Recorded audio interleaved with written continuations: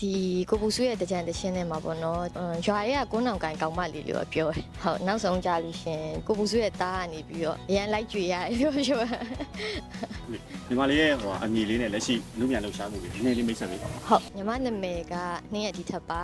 အခုအမှုပညာလှူရှားမှုဆိုရင်လက်တလောကတော့နှွေးဥရန်ဇလန်တွေရိုက်နေရပေါ့နော်ညီမတို့ဒီတကြံမှာတင်ပါပေါ့နော် ညီမလေးတက်ကောင်းပါလို့ ညီမအသက်19နှစ်ပါရှင်ဟုတ် သူရဲ့ဒီ MV လေးမှာဘယ်လိုစိတ်ကူးနဲ့ပေါအောင်ဖြစ်ခဲ့ ကိုပူဆွေးကညီမတို့တိပြီးသားအဆိုတော့တယောက်ပဲပေါ့နော်ဒါပေမဲ့ဒီ MTV မှာကြတော့ညီမတို့ကိုထူးအောင်တော့ကနေပြီးတော့တဆင့်ဆက်သွယ်ပြီးတော့ညီမအတိရည်နဲ့ဆက်သွယ်ပြီးတော့ပါလာပါဟုတ်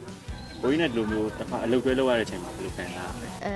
အောင်မြင်မိသားဆိုတော့တရားရဲ့ MTV မှာပါရမယ်ဆိုတော့ဟိုဝမ်းသာပါရဲ့ကိုဒါပေမဲ့အခုဘာမှတော့မလုပ်ရသေးရလေ အခုရောငယ်ငယ်တော့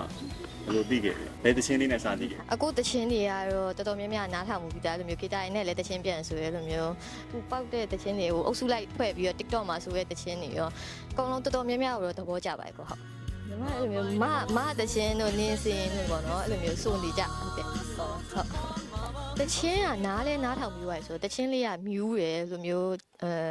အခုခေတ်တချင်းတွေနဲ့လည်းတိတ်မတူပြီးတော့ဘယ်လိုပြောရမလဲဟို happy vibe လေးပေါ့နော်တချင်းအစ်စ်ကလေးအနေနဲ့နားထောင်ရမှာပေါ့ အခုပရိသတ်တွေကိုကျွန်တော်ပြောနေတယ်